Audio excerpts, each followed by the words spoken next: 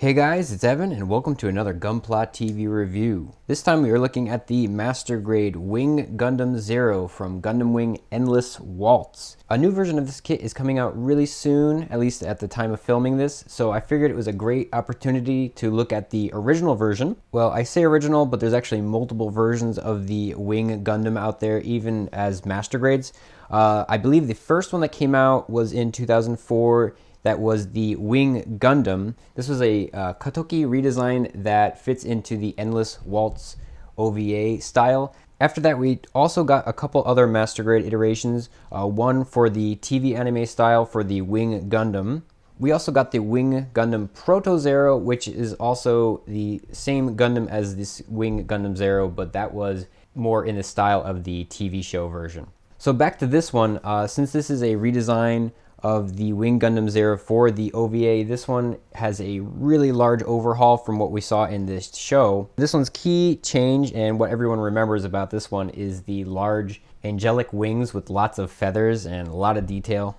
It's a really unique design, so let's take a deeper look at this kit. Starting off with the manual, you'll notice that this has the same early 2000s design as the G Gundam that I did the other week. You have a lot of information in here, all in Japanese, unfortunately. You also get some really nice mech design art here, and the instructions are easy enough to follow, even without English. There's also some color pages in the center, and this includes some really nice poses that you can do, as well as a painting guide.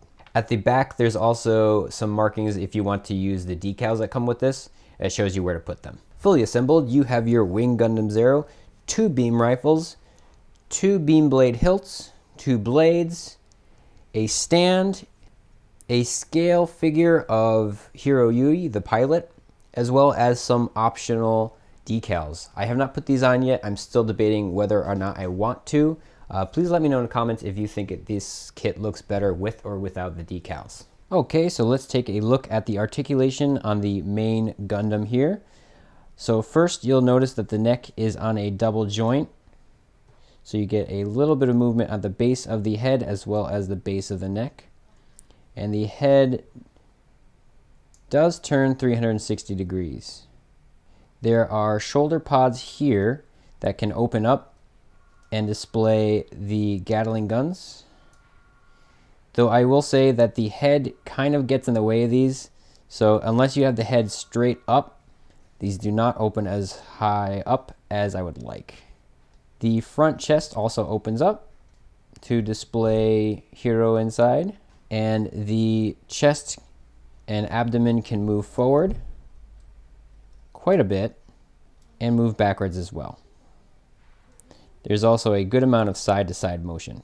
The pauldrons on the side here move up and down and are on their own joint, and they also move outwards and down for certain poses as well.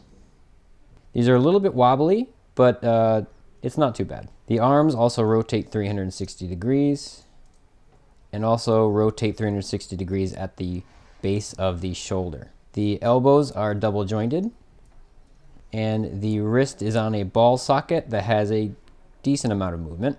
The hands are pretty standard early Master Grade hands. You don't get a couple of different poses for these hands like you did on like the G Gundam, but you can make a fist or an open hand or a trigger finger pose for the guns. Nothing fancy, not too detailed, but good enough. The skirt armor on the side moves up and down, also left to right. The skirt armor on the back does get in the way a little bit from moving backwards, but the front skirt armor does not get in the way. The front skirt armor is on a ball joint as well and has plenty of movement. The skirt armor is set out a little bit. I think this is so that you can have the legs move upwards more for certain flight poses. The back skirt armor moves a little bit, not too much, just enough to get out of the way of the legs. And the legs have a double joint. This one's quite nice because the knee socket here is actually its own piece that moves on its own as well. So you can kind of place it however you like to make your poses look a little bit better. And you also have 2 joints at the ankle here, one at the top base of the leg and one near the foot. So you get a lot of movement here on the legs, and you can also set the toes backwards as well. I think this is a remnant of the original Wing Gundam because you do this for the bird mode in that. There is no bird mode for this Wing Gundam Zero though. There's also this little flap here in front of the legs that moves up and down and does have a bit of movement from side to side as well. And in the back here, without the wings, you do have this backpack set here. 2 wings are put into these pegs as well as 2 wings on these arms. The arms move backwards and forwards as well as pivot on this peg. And there's also another peg here that moves up and down. Now let's take a look at one of the wings. There's quite a lot of articulation on this as well. So these parts here on the wing actually fold open and close. They're on a mechanism here so that you can push open and close one part and it will do the same on the other side. I will say that this part here seems to get caught sometimes, so you have to just be careful to fold it back in properly. All of these little feather parts are on their own joints. These are made of a soft kind of rubbery plastic, and they are on little ball joints, so you get a lot of movement on these. You can place the feathers however you want to make your pose really specific. It's really nice. On the back here, these wings are also on a little joint to move them together up and down, as well as on a ball joint. And this peg here is where they attach to the arms on the backpack. These smaller, more angular type wings are the ones that go right into the holes on the backpack. These include an arm that go up and down, as well as an additional peg that can move left to right. These also open up here at the base of the wing so that they can expand, and an additional piece here pops out with that motion. Even the beam rifles include some articulation on them. There's a piece here on the gun that opens up and folds down, and the handles can also fold up. This is required so that you can make the double-barreled beam rifle. So you fold these both down, as well as open up this peg on the end, and then they snap together. It's a really cool looking gun, and the transformation is pretty easy. There's also a portion here on the backpack that can come out, and this is where the arm on the base attaches. I think most of the time you're going to have this piece out because this kit does not stand on its own. But conveniently, you can actually store the piece right here at the bottom of the base. So this kit takes a lot of work to pose properly just because of all the segments that you can adjust to make a proper pose.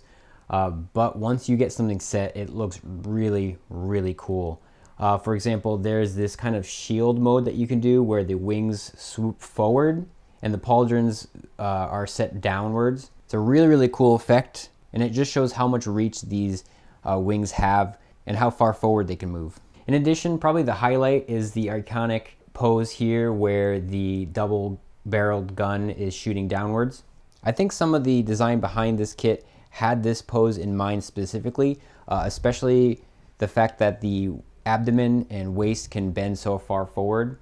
But personally, I think my favorite pose for this kit is this angelic look they have here, where you have the hands kind of open and the wings outspread. I'll probably have mine set like this. However you want to do it, there's pretty much limitless possibilities for what kind of poses you can do, especially given how much control you have over even the smallest details like the feathers, location, and position. Overall, even though this kit came out in 2004, it still holds up really, really well. The articulation here is phenomenal. The only minor gripes I really have are the pauldrons are a little bit loose, and also oddly, the face is loose in the head. I looked this up online, and apparently it's not just my kit, but the actual face of the Gundam itself just kind of wobbles in there. It does not snap into place properly. This is easily fixed with just even a little bit of glue, but just kind of odd in my opinion.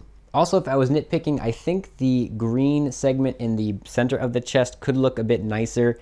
The one that came with the G Gundam was more of a gem looking sticker, where this one is just a green foil sticker with some white plastic over it. It doesn't look as nice as it probably could, but really that's not a big deal.